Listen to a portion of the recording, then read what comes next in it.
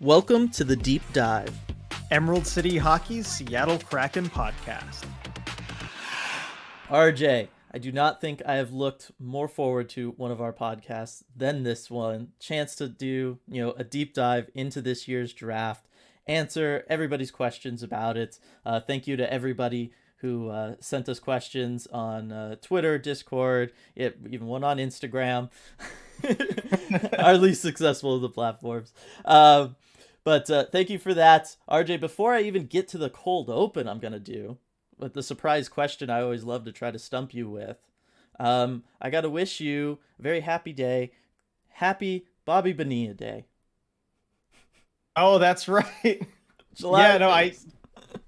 That's right. He's getting his check. You threw me for a loop, of course, because happy Canada Day, Dylan. I know. It's a happy day all the way around. So yes, happy Canada Day to everybody in Canada. I guess happy Canada Day to all of us who enjoy hockey, because really without Canada's continued support, I don't know that the sport is around. Absolutely, yes. So to all our Canadian listeners and viewers, thank you for the sport of hockey, and a happy Canada Day to you. For sure. And may we all be so successful as to end up with jobs in hockey that we then get bought out, and instead of just paying us the lump sum of our remaining salary, we instead get about 4 times more spread out over the next 35 years. Happy Bobby Bonilla Day to Mets fans everywhere. All right, so cold open time now, RJ.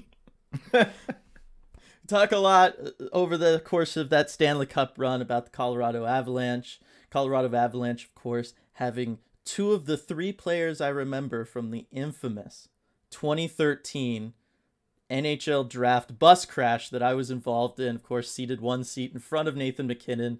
Got to learn lots of interesting facts about Nathan McKinnon, at least at the time of the draft anyway. A lot has changed over the last 9 years, I'm sure. I don't know that his favorite show is still the OC, but that is sure what he told the Colorado Avalanche executive there during that bus ride from Jersey back into the city.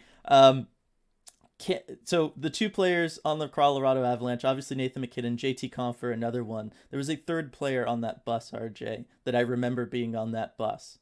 Okay, Michael Mccarron, who was the 1st-round pick of the Montreal Canadiens, 25th overall. Can you tell me what NHL team Michael Mccarron currently plays for? Nashville Predators. Wow, you did. I had no idea. I thought he was out of the NHL, to be perfectly honest. I think he scored a goal against the Kraken this past season with the Preds, and that's how I remember him. That sounds about right for the Kraken. Let's getting the Michael McCarrons of the world involved, right, everybody? I stopped paying attention when he left the NHL at the end of the 2018 season. I just figured that was it. So I was kind of pleasantly surprised to see that all 3 players I remember from the bus crash still getting it done at the NHL level in one shape or another. His season may be slightly less successful than McKinnon's and Compher's at the end of the day. Hey, you know what? Set a career high in goals, assists, points, all that. So that is true. 7 goals, 14 points. Good for Michael McCarron. Still getting it done. All right. Moving on, I know everybody wants to, this is the deep dive into the draft and all that kind of stuff, but there was other big Kraken news from this past week that we should touch on, because it is very big news, very important stuff, and a very welcome bit of news, if I do say so myself. Yes, absolutely.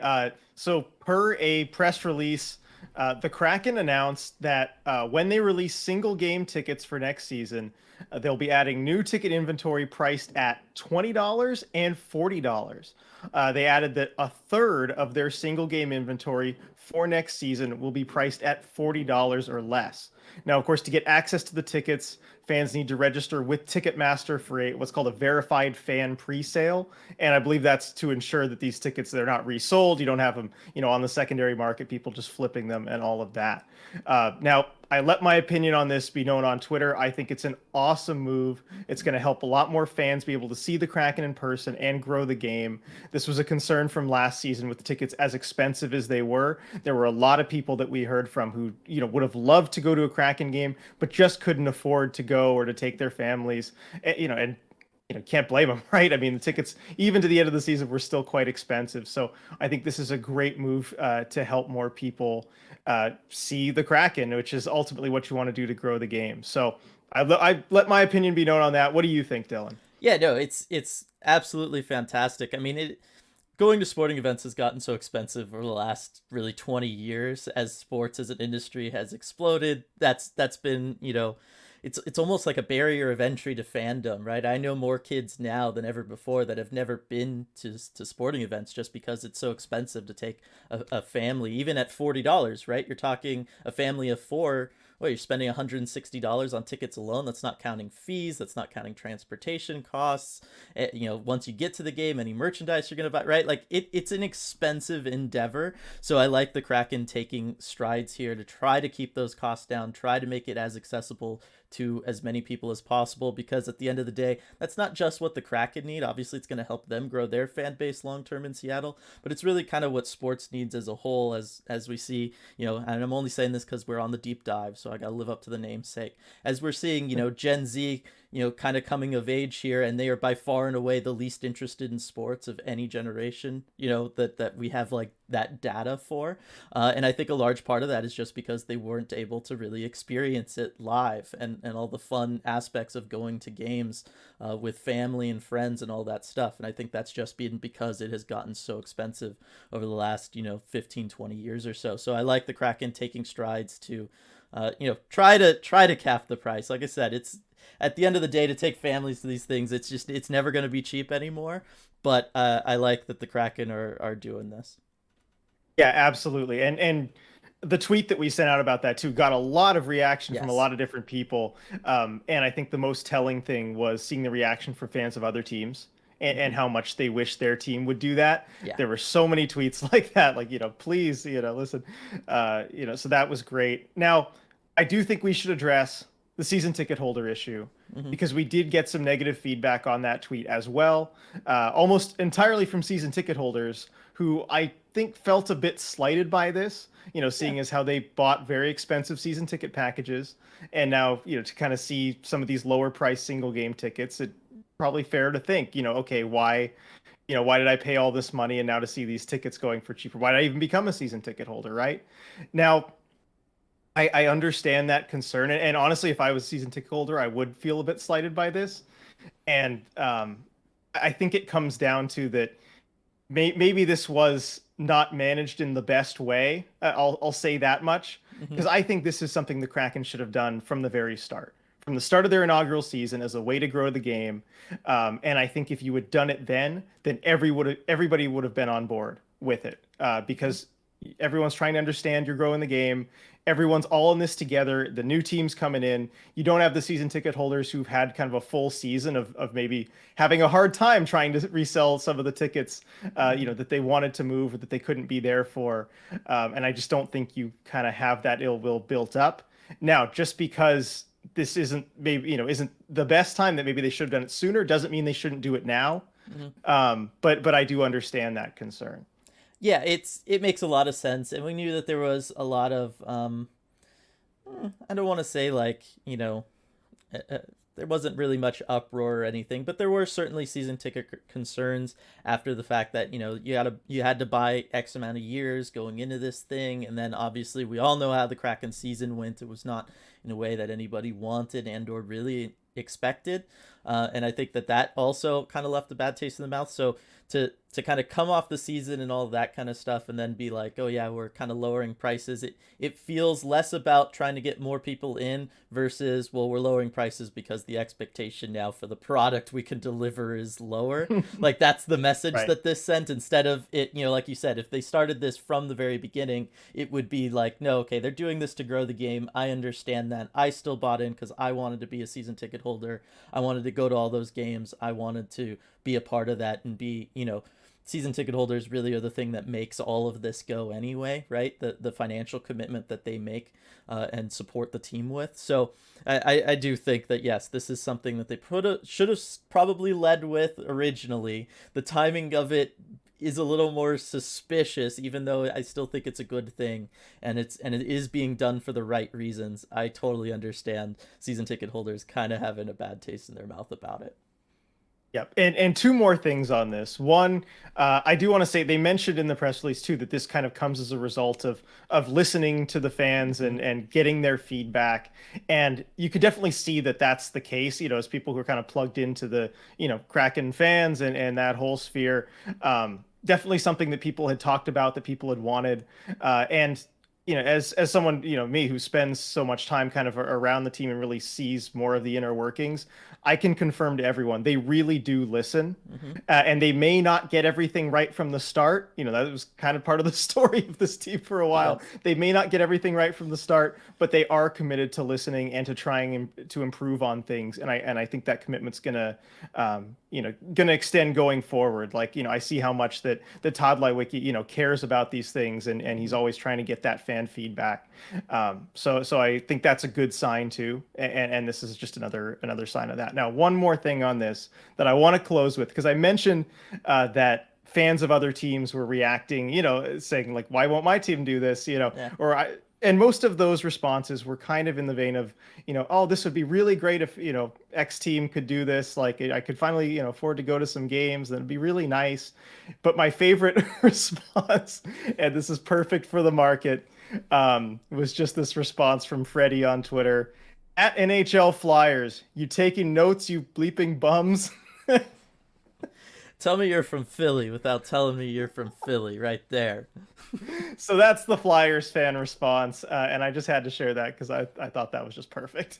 Yeah, no, that is perfect, and yeah, I mean it's always nice when your team is the one kind of taking proactive approaches to really anything, and the other Yes. fan bases are jealous. That's how you know you're supporting the right team. So, very happy that the Kraken are doing all of this. Now, you mentioned several times throughout your report there about the interaction we got on Twitter, and I put out a poll yesterday before we kind of got to our big draft preview that we're recording right now. Just kind of asking a couple questions of Kraken fans, and I just want to take a moment to thank everybody who participated in the poll. Looking at it now, 230 votes on the poll. Thank you so much for that. And my poll was just, I had two questions for Kraken fans before we totally dive into the draft preview, but this is relevant to the draft. Do you want the Kraken to build through the draft, aka the quote unquote right way, build from the ground up? And do you think players like Yanni Gore, Jordan Eberle, Jaden Schwartz, Adam Larson, JB Alexiak, Carson Soucy are part of their core? Right? Because we talk a lot about the core. Obviously, Matty Beniers is going to be part of the core. Jared McCann's part of the core. Like, these are guys that are either locked up long term or are very young and high draft picks in Matty Beniers' case. And so I just kind of wanted to get the overall feel. And I had, four responses. Yes, build through the draft, and yes, they are part of the core. Yes, draft, no core. Free agency and win now, yes, core. Free agency, win now, not core. And overwhelmingly, people want the Kraken to build through the draft, which I think is the appropriate way of building up this expansion team. I think certainly, when we look at the fact that they have like a million picks these next couple years and everything is lined up for the team to build through the draft. We've seen so many contenders. Just look at, Tampa and Colorado in this year's Stanley Cup final. The superstars that are getting them to the Stanley Cup, those are guys that they drafted and developed themselves. You know what I mean? Like, that's just the way that this goes. So, very happy to see that around 88% of people, I say around because I have 99% is what all of these add up to. It does not add up to 100% because I'm assuming it's just, Twitter's rounding everything up or down. So 88% of people for sure want this done through the draft, which I think is awesome. And that's all great. Where I want to kind of have a conversation with people is, and why I lumped these two questions together, is that 64%, so basically 2/3 of Kraken fans, want this team built through the draft, but also feel like those names I mentioned are part of the Kraken's core. And I only want to bring this up because I'd seen this going around a lot lately.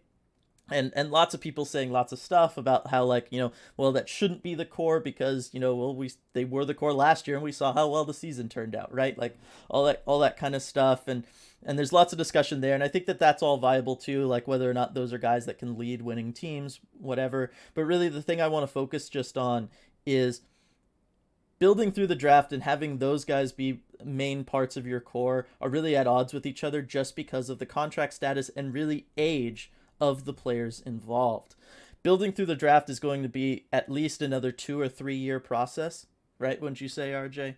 I think 2 years is probably the earliest we could expect something to come around. And even in 2 years, Yanni Gourde, you're going to have 1 year left on his contract, and he'll be 32 years old. Schwartz will be 32. Eberle, his contract will expire in 2 years, and he's going to be pushing 35. Guys like even Alexiak and Larson, they're 29 right now. You're talking about them, 31, 32 by the time you're kind of getting ready to compete with your guys. And at that point, you're also looking at, needing new contracts for them.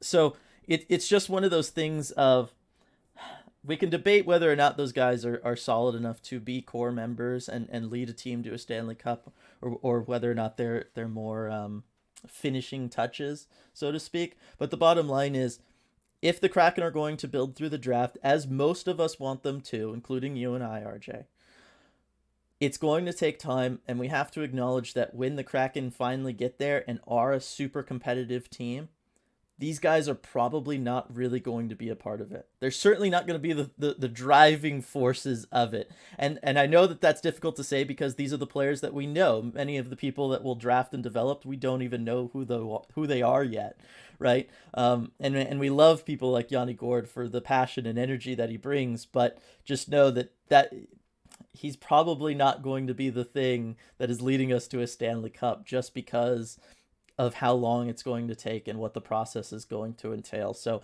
it's a difficult conversation. It's an uncomfortable conversation, but it is one that I wanted to have kind of with the fan base as we approach the draft, as we wait to see how Ron Francis handles having all of these picks. You know what I mean? He hasn't made a move yet. He hasn't traded for an Alex DeBrincat yet. Obviously, we saw, he was involved in Fiala, but ultimately Fiala going to the Kings.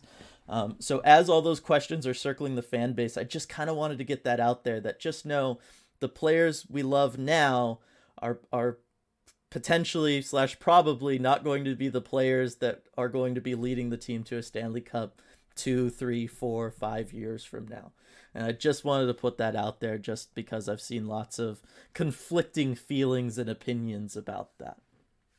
Yeah, no, that's well said, Dylan, and it's something that I've kind of touched on too when looking at like my free agent previews with, say, Johnny Gaudreau, Philip Forsberg, and you kind of have to make that distinction of, you've got, I guess, the current core now of those guys that you mentioned who are 29, 30, Eberle 32, and then you've got the future core of Beniers and Riker Evans and Winterton and whoever they draft this year, and maybe next year, and those are kind of two separate groups. And you have to make that choice of, are you going to bring in someone who fits for the current group or for the next group?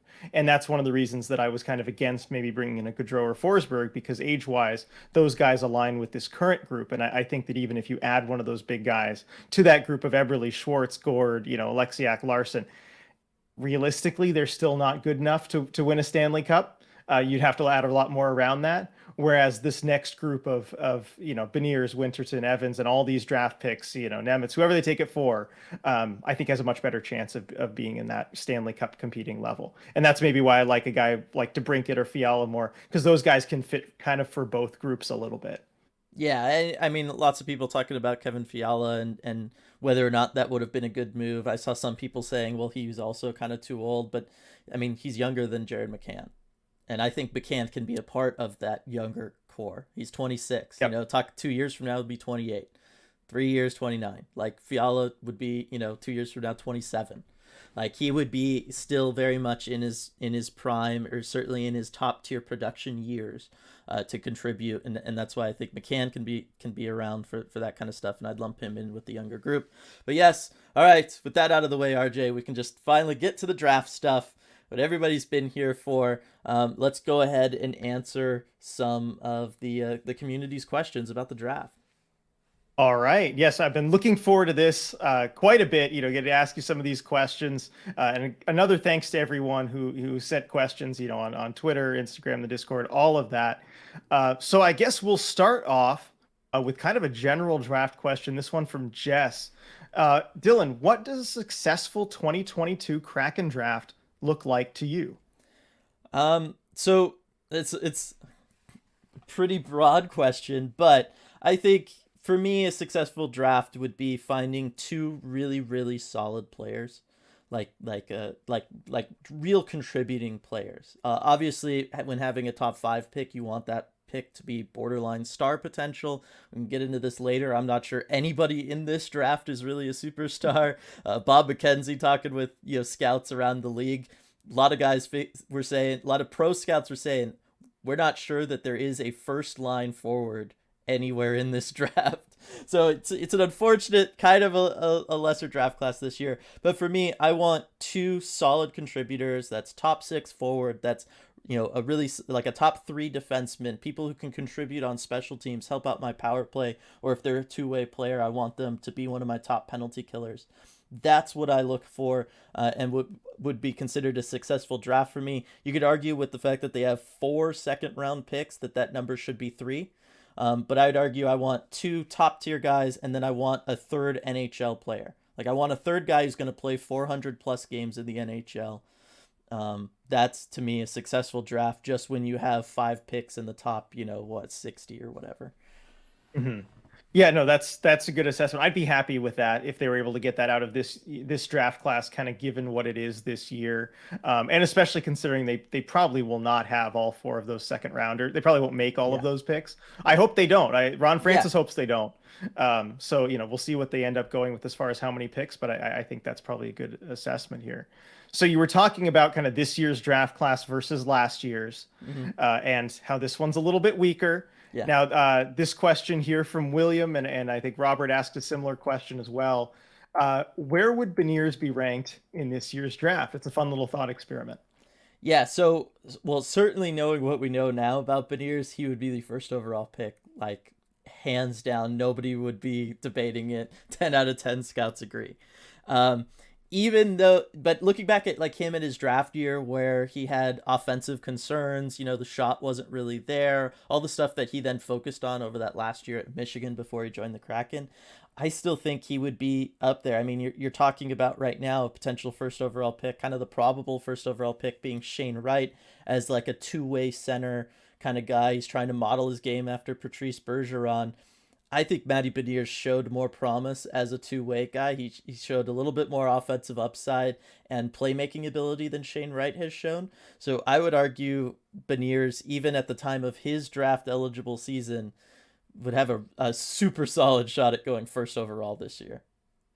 Yeah, I have to agree. I think if you look at the two of them as prospects, I don't know, this as well as you do, but, even thinking about how people talked about him last year, put him in this year's class, as down as everyone is on these guys. Now you've got a lot of talk around Slavkovsky going number 1 and is Wright for real.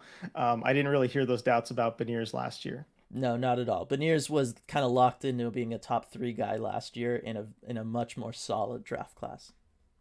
Yep. So now moving on to some questions about the Kraken's first pick. Of course, that'll be 4th overall. And I think understandably, this is a pick that people have a lot of questions about. They're wondering what the Kraken are going to do. Obviously, there's still some uncertainty because you don't know who's going to go in the top 3 here. And we'll start from Aaron, who may be suggesting something a little bit off the board here. We could see some chaos. He says, first, gentlemen, awesome job. Thank you, Aaron. And my question is, who either of you personally like to see picked and why it's Matthew Savoy? Because points, man. At the end of the day, points is what it's all about because goals is the object of the game. Whoever scores more goals wins. Points means goals are being scored, and that's why Savoy should be the pick at 4, I guess. If I have to defend Savoy, that is, of course, not who I would want them to take, but I'll give you a chance to defend Savoy. Another short king. That's my answer. Gotta pair him with. Is he 5'9"? What's he listed at? Let's see. He is listed at 5'9" as of the combine. 5'9", 170. Right. You got Yanni Gourde already on the team. We had I don't know what Zarnik's list or what Zarnik was listed at, and then you got Kuhlman. Yeah, just add another great short player. That's my case. Yeah, and more flow.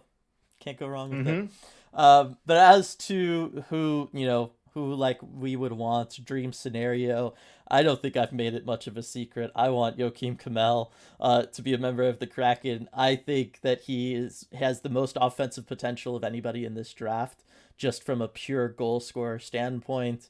I talk about it in the scouting video that I did about him. I think he's the smartest player in this draft. I think his playmaking abilities, not so much as him being the playmaker, but being on the receiving end of a playmaker, just being able to think at that high level. I just think him and Matty Beniers could just make so much offensive magic happen between the two of them, as they just outthink everybody else on the ice together in their movements and how they like to get open and find each other.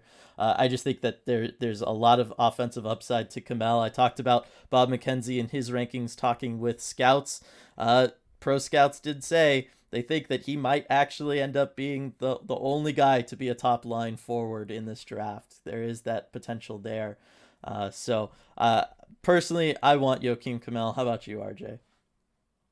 Assuming that kind of the top three that we've seen, Slavkovsky, Wright, and Cooley, go at 1, 2, and 3, then I would agree with you and go Kemell. I'm not sold on either the two defensemen, and we'll kind of get to that later of Nemetz and Juracek as being as sure as we'd want to be one of those top line guys. I would take a shot on a forward, and Kemell is my favorite of those. I think you said it perfectly about kind of the chemistry you could have with Beniers, liking his instincts and kind of the whole package there. That's the best balance to me. That said, if one of those top three falls, then that's what I'd want to take. Yeah, I would take Wright or Cooley over him just because of the center position. I have doubts about both of them, like we talked about earlier. Shane Wright, more of a two-way guy. I see him more as like a complementary second line center kind of thing. He's gonna score and all that kind of stuff, but I think that he's a little limited from the playmaking standpoint. And on the other hand, you have Logan Cooley, who can do everything himself, but there is serious concern about how well he can play with others. He does not incorporate his wingers in a lot of his plays. I do have questions about his playmaking, not from a goal scoring standpoint, but from a, can he pass? Can he find guys? If he has to cycle the puck around an offensive zone, how well does he handle that? He has not had to do that against, competition that has been as good or better than him yet. And so that's just one of those things. I'm sure he's probably capable of it, but just because I haven't seen it, it's a concern for me. But the fact that they can both be centers and both probably will be top tier second line centers in the league, I just think that value is greater than Kemell being a winger. Yep. No, that makes sense to me. Now, this kind of segues into our next question. This one's from Phil. Should the Kraken take Cooley if he's there, or one of the defensemen? I would still say center above all. Like, I just think that the importance of the position, and I think when looking at a Wright or a Cooley, I think they are that good. They are guys that are going to be able to feast on better matchups in the NHL, not having to be a first line center.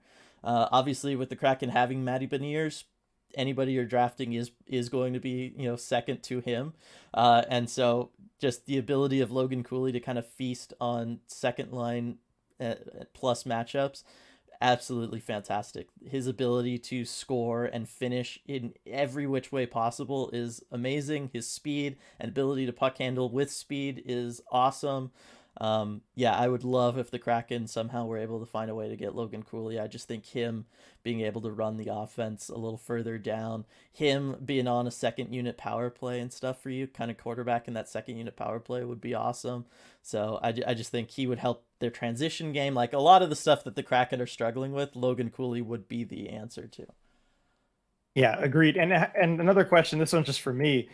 How much of a kind of, no-brainer, can't-miss pick is Cooley? If, let's say, the top three are Wright, Slavkovsky, and then the Coyotes go off the board and pick like Juracek or something. How much are you hammering the table to pick Cooley at that point? It's Logan Cooley. Like, yes, 98% I'd be like, yes, it's absolutely Cooley. The other 2% just being Kemell, but that's also because I've built such a reputation on wanting him so much. But as far as I'm concerned, if Ron Francis, you're sitting there at 4, Cooley's there, like you're writing his name on the card, you're clicking enter on the computer on him instantly. Before whoever the Coyotes take is finished putting the jersey on stage, you're like, no, Cooley's our pick. Yep. Of course, unfortunately, GMs never do that. They always wait till the last second, even if they know who they're taking. It's almost like, television, as they have to wait for everything to happen on stage and then interview the prospect walking off stage. It's Ah, almost like all that plays into it, and ads and revenue for the league. yeah. I suppose that is important. But it's Um, more fun to think about the GM, like, just like, okay, our pick is up, and then like asking each scout individually, who would you take here, as though they haven't done that a million times already in preparation. and as they just keep giving the same name all down the board. Make sure to get to the last scout, though. Want to make him feel included. Yes, and then if they say something different, you have to have a whole 12 Angry Men discussion and argument, and you got to go through that whole process. It's just what happens. Yep. Inside the draft rooms. Although in the NHL draft, it's all down on the floor, so it makes it Until more exciting. Yeah, until you eventually listen to Pierre Maguire, who was that one person with the dissenting thing and somehow wins the day. Yep. The Boucher pick last year. Okay. So I think we've kind of made it clear we'd probably prefer a forward at pick number 4 for the Kraken. Yeah. But let's talk about defensemen Hmm. because I think that might be a way that they're likely to go. This question from Robert: which one is the best defenseman? All the mocks have us taking a D-man at 4. You both buying that? And I think he's referring to Juracek or Nemitz. Another question from Hunter: who's a better fit for the Kraken, Juracek or Nemitz? So let's kind of compare those two. I don't think any other defensemen are really in play for the Kraken at number 4. Would you agree with that? Yeah, no, no. The other ones, it's going to be interesting to see if another defenseman cracks the top 10. Like Hmm. maybe they can sneak in late, but I'm not even sure about that. So those two are definitely the top guys. All right, so let's talk about those two then, because I think given all the mock drafts that we've seen, Mm-hmm. all this what the scouts have been saying, both of those guys are potentially in play for the Kraken as far as what they might do. Maybe not what we do, but what they might do. So who do you think is, I guess give us a breakdown of each of those two guys, what you see from Nemitz and Juracek, because from what I've heard from you already, they seem like they're fairly different prospects. Yeah, they're very different. Obviously, size is kind of the first thing you look at to see the difference, and that's not to say that Nemec is small at 6 foot 200 basically, but just Juracek having the 6'3" frame, he's got the long stick. He can cover so much ground with that, and with his speed. I've talked a lot about how iffy Juracek's skating stride has looked and how inefficient it is, and there is definitely zero conservation of movement. And we could talk about the fact that he had a very serious knee injury through most of this last year and everything too. But Juracek is more of the big, I want to say physical, but he's not really physical, at least not in the stuff I was watching. He's a big body, but in a lot of ways is going to try to be more of your do-it-all offensive defenseman. He's going to be the guy trying to take shots and score. He's the guy who's going to drift down low into the offensive zone, even circle the net. He loves to do that a lot as he's looking for a passing option or a shooting window to open up. He's going to be the guy who he wants the puck on his stick so that he can then go and make a play. Where Shimon Nemitz is more, kind of just rock solid, just super solid, not really spectacular at any one thing. I love his no look passing. I think he can dish the puck really well. His shot is fine. It's not gonna, he's gonna score 5 goals a year kind of thing, right? But for me, it's more of Nemec looks the part. He plays defense aggressively in his own zone. He uses his stick. Juracek can get lost defensively a lot. Nemec will use his body to leverage guys. Juracek, despite having that big 6'3" frame, does not like to hit people open ice. He does not like to leverage his body.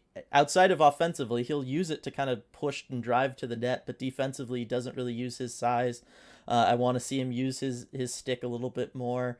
So it's really one of those things of, if you think Juracek can become that playmaking defenseman that can just kind of take your power plays to the next level, take your offensive possessions to the next level, and that you can coach up his defense to be respectable, Juracek's your guy. Much more boom or bust in that standpoint. I could see him being a top tier defenseman, top pairing guy, or more likely, a 4-5, right, at the end of the day, after you've kind of gone through the experiment, and it's like, yes, he's going to have some exciting games here and there, but more often than not, he might just be a little bit of a liability for you, or someone that you only want to be playing 15 minutes a night. Whereas Nemec, you can almost slot him in right now today on your second pairing, and no, he might not ever graduate to your top pairing, but he's probably going to spend 15 years on your second pairing just being solid, playing 18 to 20 minutes.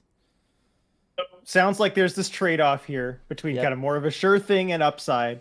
That's for sure. Now, putting you in the seat here, let's say you are Ron Francis, and because you're Ron Francis, you're at number 4. You have to take a defenseman in the first round, Yes. because that is just what you do if you have that option. Which one are you taking? I'm taking Nemec. I haven't tried to make this a secret throughout the process. I think when you're in the top 15 of the draft, I think you have to play it a little conservatively. I think you have to lean on things like hockey sense, and you have to lean on knowing that, hey, at the end of the day, this guy's going to give me 800 to 1,000 games played in the NHL. Like, I think that kind of has to take priority over trying to find the next superstar guy. Certainly when there's as many possible red flags as there is with Juracek. Like, this is not the next Cale Makar, and I'm just saying that because he's playing against worse competition, right? Like, it's not the same. Like, there are significant red flags about his ability to perform his offensive abilities against better competition. He is not as flashy as a Cale Makar or anything there. So I just think you have to play it safe. I know that that's kind of not what a lot of people want to hear, but as far as I'm concerned, taking the guy can play for a decade plus on your team, at the end of the day, that's what you gotta hope for. And the fact that you have so many picks later on, that's when you take the gambles, in my opinion. Right. Now that makes sense. Now, a couple questions here, both from Chris, and talking about that number 4 spot. So we've talked about who to take there, who we would take, what we think the Kraken should do if they want to go defenseman. But what about moving out of that spot? So Chris asks, any interest in trading up from 4 to 2? And what if Wright is available? Now, there's been a lot of talk about Shane Wright potentially not being picked first, that maybe Montreal will go with Slavkovsky. I don't necessarily buy that. But what if they do? What if Shane Wright's available? The Devils have made it clear that they're willing to move that second overall pick. Is that something that the Kraken should be looking at? I'm going to go ahead and say yes. Like, just because I think the idea of having Matty Beniers and then Shane Wright as your two, like, building blocks down the middle for a long time is, I think, a little too good to pass up if the price is right. And by that I mean, if it's going to take 4 plus 2 seconds, I do that deal. Mm-hmm. I think those 2 seconds is definitely worth getting, having Wright over one of the defensemen or Joakim Kamel. I just think that having that center depth and having both guys be two-way guys, being similar to each other. If there's an injury, you don't have to worry about changing kind of play a lot. If you have to have, Wright move up to replace Matty if there's an injury or something like that. I just think having that kind of rock solid foundation for your franchise for the next decade is worth doing it.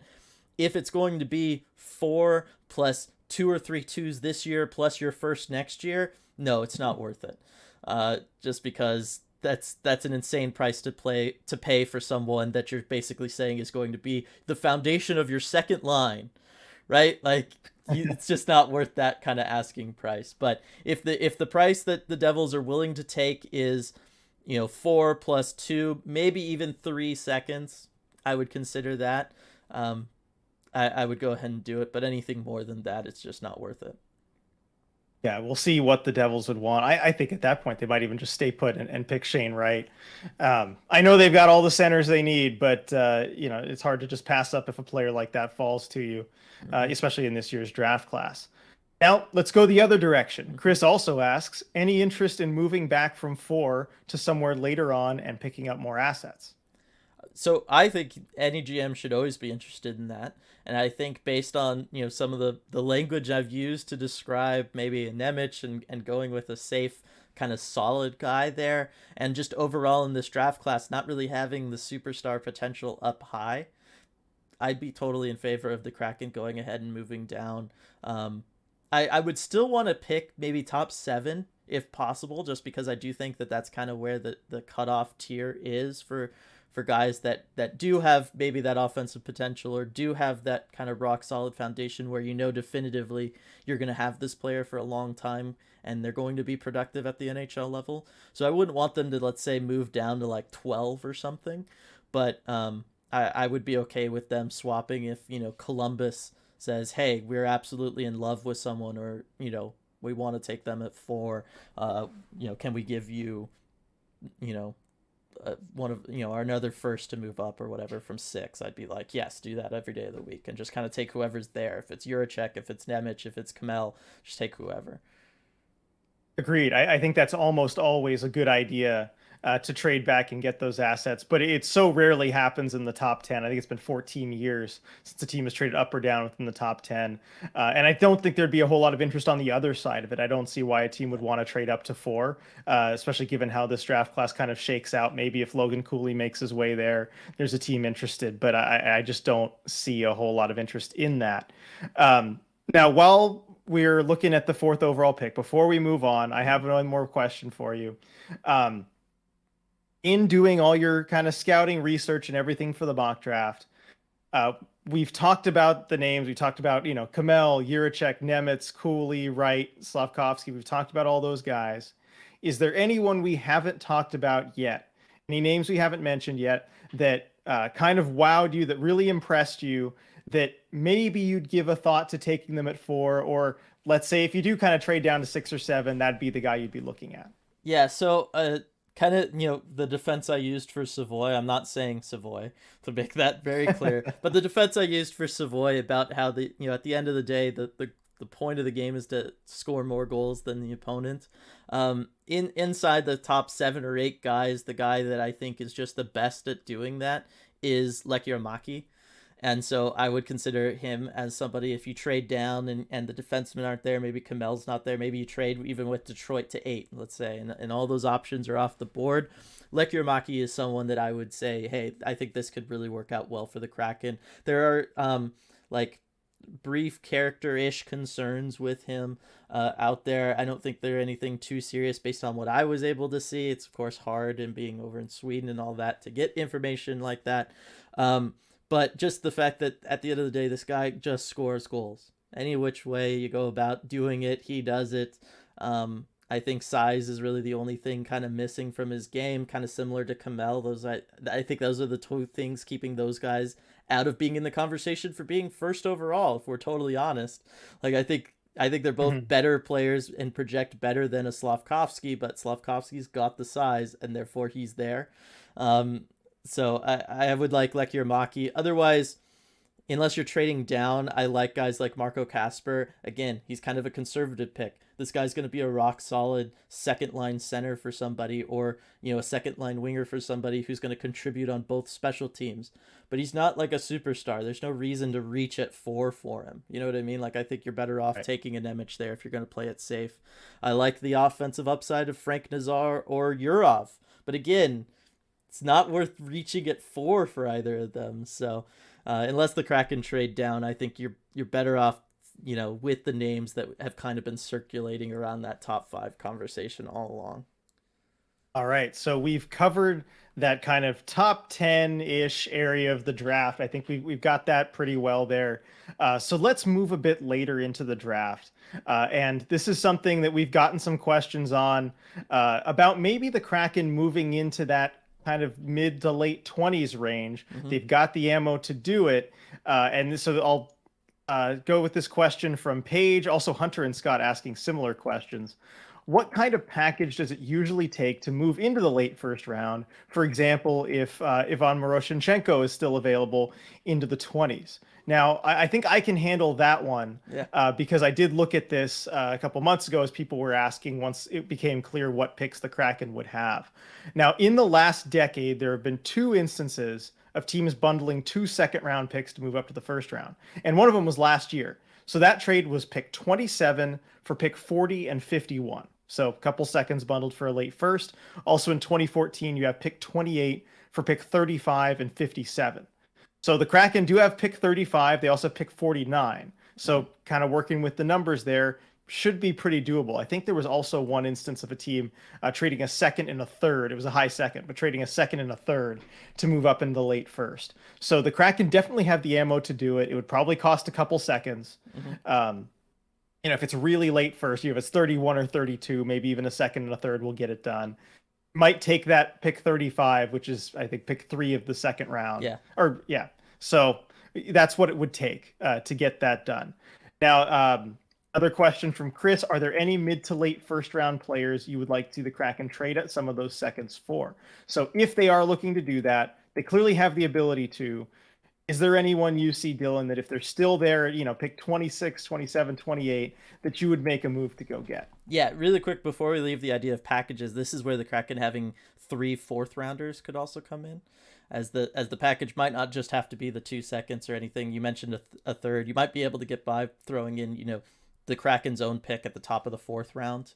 You could maybe make that a sweetener to get it done. Any sort of deal to package up there. Just want to mention that. There's tons of players that I like. What's interesting is this draft, while it lacks like kind of the top end, excitement and like, wow, these guys are going to be the future superstars and all that kind of stuff.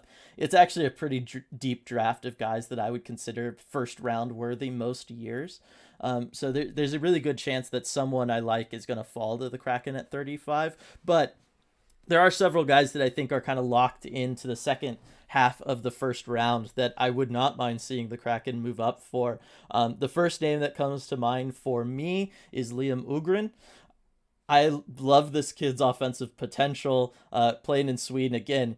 Guy just scores goals. I think that's super important. I like everything about him. He's got the size to hang in the NHL. I think he plays a very mature game, a pretty NHL ready game, if I'm honest. Like, he might only need 1 more year of development before he could come in and start contributing.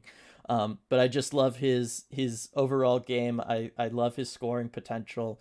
I just kind of love everything about him. I think he's going to go in the late teens, early 20s. So I think that's probably where the Kraken would have to trade up to get him. But if he starts slipping 24, 25, if I'm Ron Francis, I start making phone calls and aggressively trying to move up to get him. He's my top candidate as far as that.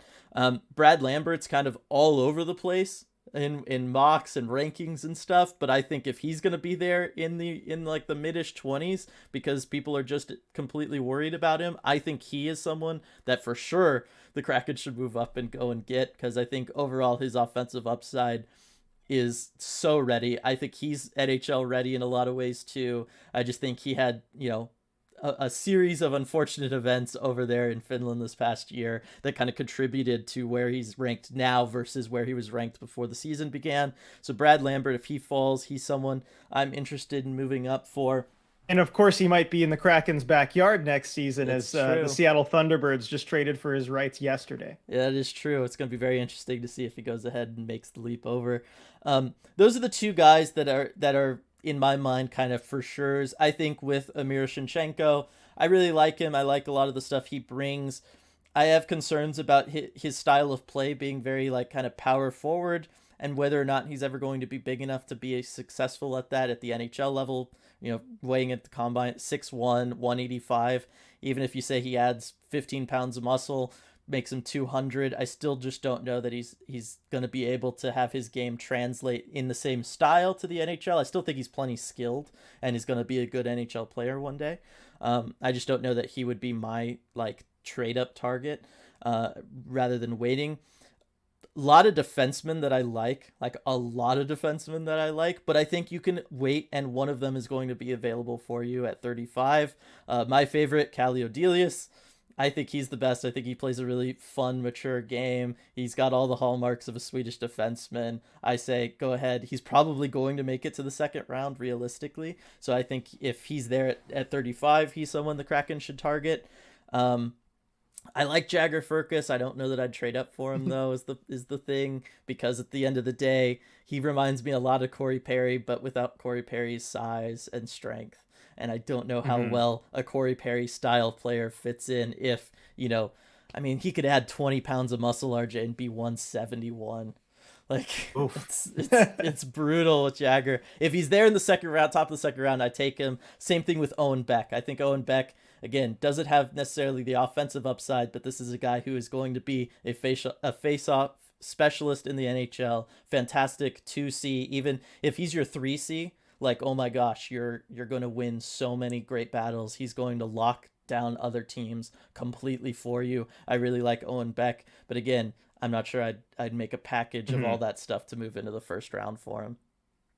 Now, I want to ask you about one more name that you had kind of in the late 20s in your recent mock draft. And I think he might be the most polarizing player in the draft, although, there's some guys at the top that could maybe vie for that. But Lane Hutson, 5'8" defenseman. He's, the size is obviously the concern, but supremely skilled. Is he someone that you would maybe trade up for, or someone you'd like to see the Kraken take? Certainly, if he's there at 35, I think you could take him, and that's fantastic because his upside is, number one power play quarterback in the NHL. Like that is his upside. His offensive abilities and smarts are that legit. I think he could push to be, a top pairing defenseman. Like if all the offensive stars align for him, he can kind of push there. I still don't know that you'd be like, yeah, we can, in a playoff series, rely on you playing 25 minutes a night for us. Like that's where I run into things. But as far as like the defenseman, in my opinion, that is, the most solid offensively, the most, next Cale Makar or whatever it is that you want to say, he is that guy. He's the one defenseman I'd consider moving into the first round. But again, the size concerns are very, very real. And his ability to be effective at that size defensively, to offset the offense a little bit if he is going to be a top pairing guy for you. I just don't know that they're there. And I don't mean like, oh, he might not be strong enough to kind of manhandle guys in front of the net. I'm talking like at 5'8", your stick is significantly shorter. Your overall reach and ability to cover the ice, block passing lanes, you know what I mean? Like all that stuff is diminished. And that's where I just, again, I don't know that it's worth giving up all of those assets for it. Right. All right, so we got through a lot of names there, kind of in that late first, early second window. Let's push a little deeper here. Got a question from Seattle Kraken GM. I need the 5 players we're taking in the second and very early third round, and yes, 3 of them can be giant right-handed defensemen. Yeah, I mean it's going to be interesting. I think there's going to be guys that fall into the second rounds that you're going to have a shot at if you're the Kraken. So let's say at the top of the second, and Owen Beck falls. I would love to see the Kraken grab him at 35. I think with your next pick, it's possible, my guy, let's say in a perfect world, Kaliodelius is there for you. Just because teams, they go on an insane run of defensemen earlier on, and he's the one who's left out. Late second, I mean, that's when I would consider it goaltender, probably, if I'm the Kraken. And I know we have a goaltending question coming up, so we'll talk about which goaltender that would be. But I would use one of those lower of the 4 picks on a defenseman, and then to be honest, I would consider flipping one of the 4 seconds if at that point you haven't traded any of them, flipping them for something next year. Just kind of spreading out the wealth a little bit, whether it's a second next year that you're counting on being higher, or heck, we've seen it. If there's somebody that somebody's absolutely in love with at 35, you might be able to trade that for a first the following season. It's happened before. Right. So yeah, no, absolutely. And you don't want to have too much kind of in one year with the prospects, kind of competing with each other. There's only so many spots in a given year usually. You don't want to line up too much. So that's a very good point that you make. So next group of questions, kind of about the timing of these prospects and when they might reach the NHL, that sort of thing. And I think you could really kind of enlighten us on this. This is from Lena. How likely is it that any of the potential Kraken picks will play in the NHL next season? And then Sergeant Pickles asked, because they have to fill out an AHL roster, do we expect them to keep all the picks or possibly even acquire more? And then Hunter says, should the Kraken prioritize more NHL-ready players in the draft or just best player available? So all kind of on that theme of when can we expect these draft picks to contribute, not just for the Kraken, I guess, but even in the AHL for the Firebirds? Yeah, so I've talked about this on the Discord a little bit with people. I don't think that any of these players, I think it's going to be similar to last year with the exception of Cole Sillinger last year. I'm not sure any of these players anywhere in this draft, forgetting just who's going to be available to the Kraken, I'm not sure anybody's going to play a full NHL season this year. I think it's possible if, Montreal just needs it for the fan base. They bring in Shane Wright, but he'll be in a bottom six capacity most of the year. I'm not sure it'll be best for his development. Again, whoever takes Slavkovsky might do it just because, hey, we're a bad franchise. We need this kind of shot in the arm just to kind of put butts in seats. But it would for sure, in his case, not be best for his development to have limited playing time. So nobody that the Kraken is going to take this year is going to play for the Kraken this year. Maybe you have a similar situation to Matty Beniers where whoever they take it for really puts in the work and develops a lot over the course of the season. So whenever their season ends, wherever they're playing, they can kind of come in and you kind of have a cup of coffee at the NHL level. But I think depending on who it is, like I talked about with Nemec is probably ready the following season. You can give him one more year to develop, and then you could probably bring him in depending on how your defensive, everything looks at that point. I think you could bring him in the following season. I think that would be a similar case with a lot of the guys at the top, really. Looking all the way through Kamel, I think you could probably, they probably only need 1 year before they can come in and be NHL players. And they're probably not going to be effective NHL players at that point, but that's just when that's the next stage of development for them. As for the AHL question, because I saw that going around a lot, them having to fill out now a full AHL roster. This draft is not going to do that for them, at least not anytime soon. Vast majority of players that are drafted are going to, if they're from Europe, they're going to stay in their European system, wherever they're at there. They're going to, maybe just advance from the junior level to the adult level, but they're going to stay in Europe. The other guys, anybody you draft from the Canadian Major Junior Leagues, they're going to stay in the Canadian Major Junior Leagues potentially for 2 more seasons. So, because that's when they're eligible to play there, and that's generally what you want to do with them, is you want to keep them in that system for as long as possible, and then at that point, they're either ready to graduate to the NHL or they'll join your AHL system.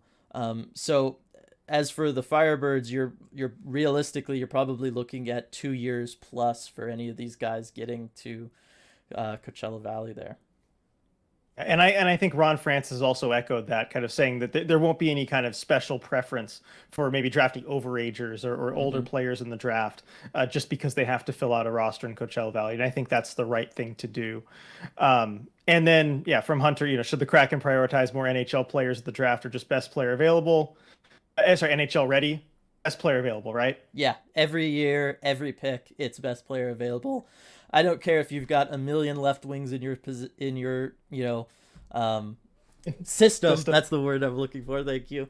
I don't care if you have a million or defensemen, whatever it is. This guy's a left-handed defenseman. We've already got 3 of those. Maybe we should take this worst guy, but he's right-handed. No, those are all stupid reasons to draft, as far as I'm concerned. I would not do any of those things. I think you take the best one, and if they all develop. Because that's the thing, is most of the time they don't all develop. But if for some reason they all developed and now you have 6 NHL, top 6 caliber left wingers, well, guess what? You get to go feast on the trade market and get whatever you need that is NHL ready at any of those positions. Like, I just think you always have to choose best available, regardless of where you're at in the draft or anything. And like I said, really a lot of time, go look at AHL rosters. It's about 50-50 as far as like guys that are being developed for the NHL team versus guys that are just kind of career AHLers. Like you don't really use the draft just to fill out your AHL system. That's just not, ultimately how it works, as guys just kind of fall away year after year. Right. You'll have a lot of guys like, say, Gustav Olofsson, who the Kraken just re-signed. I want to throw that in there because it is Kraken news. Yep. But, spent all last season with Charlotte. He'll spend next season with the Firebirds. But you'll see guys like that. Yeah. So there we go. Got to the Kraken news as part of that question. All right. Last but certainly not least, this one from Striatic. And it's not really a question so much as a demand. Force Dylan to talk about goalies. So, Dylan, talk about goalies. Right. Actually, wait, before you do. Okay. Medeiros added to this. Talk about goalies, Dylan. What are you afraid of? So I guess I'll start with that question. Dylan, what are you afraid of? I don't understand where this conception came from. Just because I didn't have them taking one at 4th overall, everybody thought I hated all the goaltenders or something. No, look, I don't know why everyone gets on me about this for not mocking goaltenders going in the first round when RJ's out here being like, hey, they're all cheap. You should never pay them. They don't deserve to make millions of dollars. They're replaceable. Like, come on, guys. Just deflecting, Dylan. Just deflecting. Answer the question. It's Talk what I about do. Goalies. It's why when, all my other careers fail, I'm just going to end up a very successful politician because I'm very good at deflecting blame. No, so goaltenders, like I said, I want the Kraken to use one of their second round picks on a goaltender. I think, whatever the lowest level of your second round pick you have, I think that's really around the second half of the second round is where the top two goaltenders are going to be taken. I think if you can have your choice between them, all the better. Otherwise, just take whichever one's there. Those two goaltenders, of course, being Tyler Brennan of the Prince George in the WHL. And where is the other guy's name? Finn, here? Right? Yeah, he's Finnish. Where did his name go? He was right here. Tobias Leninen, I guess is how you'd say it. There's no fancy umlauts or anything over any of the letters, so I'll just kind of go with the straight pronunciation there. And really, this is a tale of two goaltenders that the Kraken fans are probably pretty familiar with. Right? We talked about all season. Grubauer, he's kind of that more like, I'm going to play the angles. I'm just going to be rock solid in my positioning, and that's going to be what I lean on and be successful with. Whereas Chris Driedger was a little more, hey, reflexes. I'm going to be kind of all over the place. Yeah, I'm going to charge out of my crease to make a routine save or whatever, but because that's just how I'm feeling, how I feel like I should be attacking this shot being presented to me. And if I'm having to, sit on my butt and just kind of wave my arms around and catch it, that's what I'm going to do. And that's the two goaltenders here that the Kraken potentially are going to have to choose between in the second round.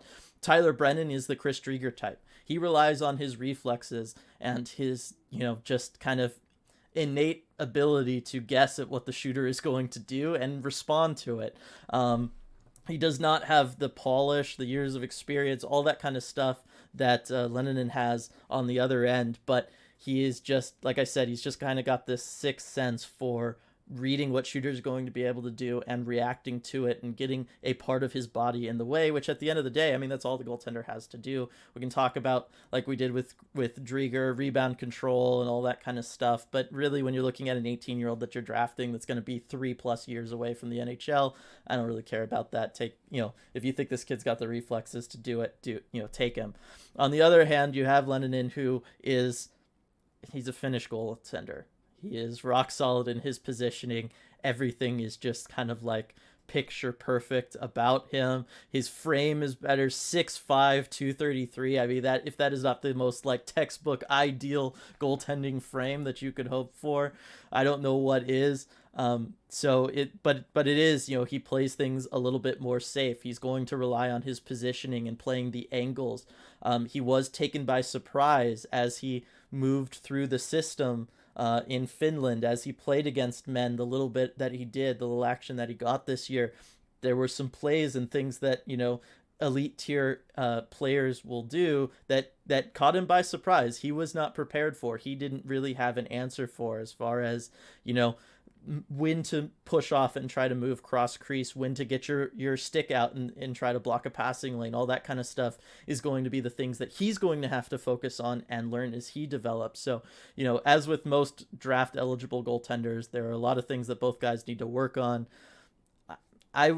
It's one of those things where I watch Brennan play and I just kind of get this, like my scouting sense just goes, that guy's got it. Like, I don't know what it is, and I can't say why I like him, but I think he should be the guy, even though everything in my brain is screaming, Hugo Leninen, because he is Finnish, for one. He's got the size, too. He has all of the positioning, and he's just solid all the way. Like, my brain is screaming, you have to go there, but there's just a piece of me, and this is a very real thing. If you ever talk to scouts, you'll just get a feeling about a guy, and I do just kind of have a feeling about Brennan. All right. I mean, that's interesting trade-off there. If you're the scout here talking to Ron Francis, do you kind of just lay it all out like that? Is that how you say basically. it? And just let him make the decision? Yeah, in our pre-draft meetings, that's what I'm doing. Is I'm going to say, look, this guy over here, Leninen, he checks all the boxes. Everything is there, but I just have a feeling about this guy. and that's kind of it. And their GMs usually not in the first 2 rounds, but after that they will literally ask kind of at the table. I've heard Ken Holland talk about this. I've heard Brian Burke talk about this. I've turned tons and tons of NHL GMs late in drafts, 4th round. They're just gonna look around the table and just kind of be like, well, anybody have somebody? And that's the time when you're just like, hey, you know what? I just got a feeling about this guy. And the GM won't make you explain it. He'll just say, like, you're just like, yeah, I got a feeling. Maybe he'll make you give like one example why, and then they just go with it. So it's one of those. But I think the Kraken should have a goaltender in the system. I think these guys are definitely a cut above. I want one of them in the Kraken system. And like I said, there are pros and cons to both. Whichever Ron Francis and the Kraken scouting staff feels is the better way to go. I'll believe it, and I'll be totally supportive of it. So there we go. We forced Dylan to talk about goalies. Hopefully everyone's happy now. I was impassioned. I was animated. I spent a lot of time there. Like, I gave you good reviews there. Like, come on. I care about the goaltenders. It's not my fault that last year there was 2 first-round worthy guys and this year there isn't. Yeah, no, what more could anyone want? I'm in full agreement there. You gave the people what they wanted. But I have one more question for you, and this one is a very late submission, actually. Okay. Not even necessarily for this mailbag, but I was going and checking on Twitter as we were recording this, looking for that the draft trade stat or whatever, and I found that Medeiros, who asked what you were afraid of earlier, had asked a question and tagged us in this, and I thought it'd be good to answer this here on the podcast while we've got it up. So Dylan, here's the question. When people talk about acquiring players, especially through drafting, it's always talked about in order of usefulness: center greater than winger, greater than defense, greater than goalie. What do centers do differently from wingers that makes them more valuable? What's different about their skill development? Yeah, so a center, it's a lot, really. Center is going to be the guy that you're leaning on for both offense and defense. And that's at the end of the day the reason why they're more important. Offensively, you're leaning on them as, well, one, face-offs in all 3 zones. Center most of the time is going to be your face-off person. You need them to be good at that, and that's something that dictates whether or not you're starting with possession or not at any given point in time. There's certainly key moments where that can be a big factor. So we'll just go ahead and get the elephant out of the room. They take face-offs, certainly more than wingers. That's why they're more important. A center is oftentimes who's going to be driving your offense and your defense. Defensively, just because that's kind of easier to get out of the way, they're responsible for monitoring the middle part of the ice, the slot. Usually that's where where your center is going to roam. That is the most dangerous spot. That's the spot where if a shooter is there looking at your goaltender, they have the most options to choose from to pick your goaltender apart. That's where most puck movement is going to happen through, right? You're going to have to pass from one side of the ice to the other to create offensive chances. So your center is the guy patrolling that area most of the time. The Kraken had some exceptions, like when McCann was playing wing, he would switch over in the defensive zone. He would cover that. But again, he's got center experience. So defensively, your center is patrolling all that. He's going to be the guy dipping down all the way down towards your net to try to help your team. Crosby is, I think, the best example of that. If anybody gets lost by his defenseman, or his defenseman have to go behind the net to try to deal with something or into a corner, Crosby is always right there to make sure that there's always that solid presence net front. No one is going to bother their goaltender. That's what your center can do.